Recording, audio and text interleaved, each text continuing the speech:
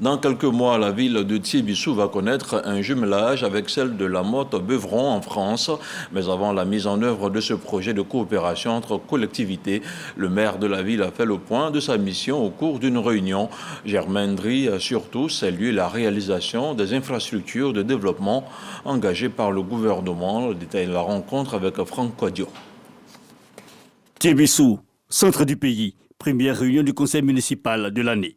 Une session extraordinaire axée sur les perspectives de développement où figure à bonne place le prochain jumelage de la ville avec celle française de La Motte-Beuvron. Ce que Thiébissou attend de La Motte-Beuvron, c'est son expérience, son expertise en matière de culture, en matière agricole, en matière de santé.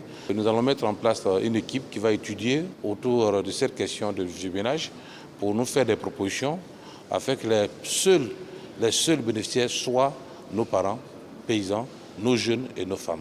Notons déjà qu'une feuille de route a été élaborée le 19 décembre dernier en France entre les deux municipalités dirigées par Germain Ndri et Pascal Biolac. Cette réunion de Thiébissou est donc le lieu de mettre au même niveau d'information l'ensemble du conseil municipal. Occasion pour le maire de présenter à ses administrés son conseiller spécial chargé de l'Europe, cheville ouvrière de ce jumelage, Désiré Begré, qui, au nom de son ONG, les Amis de San Pedro, a fait don de médicaments, de lits d'hospitalisation et de fauteuils à hauteur de 3 millions de francs CFA au district sanitaire de Thiébissou.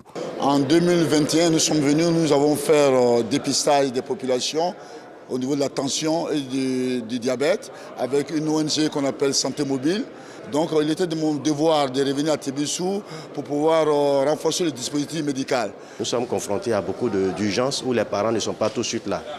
Donc ce don est une manne qui va venir nous permettre de prendre en charge tous ces cas-là. Exemple d'intégration et de solidarité salué par l'autorité administrative et les élus qui n'ont pas manqué d'exhorter les populations à préserver la cohésion et les acquis du développement, notamment l'autoroute Yamoussoukro-Thiébissou-Boaké récemment inaugurée. C'est pour cela que je voudrais inviter nos parents, nos cadres du département de Thiébissou à œuvrer pour la cohésion, pour la paix, pour l'harmonie dans le département de Thiébissou, en dépit des divergences politiques. Cette première session extraordinaire du conseil municipal de Thiébissou a passé en revue l'assiette des recettes et dépenses, sans oublier l'ensemble des projets d'investissement pour le rayonnement de la ville. Ce journal est terminé. Merci de l'avoir suivi. On va maintenant baisser la lumière pour essayer de dormir et reprendre des forces avant lundi. Bonsoir.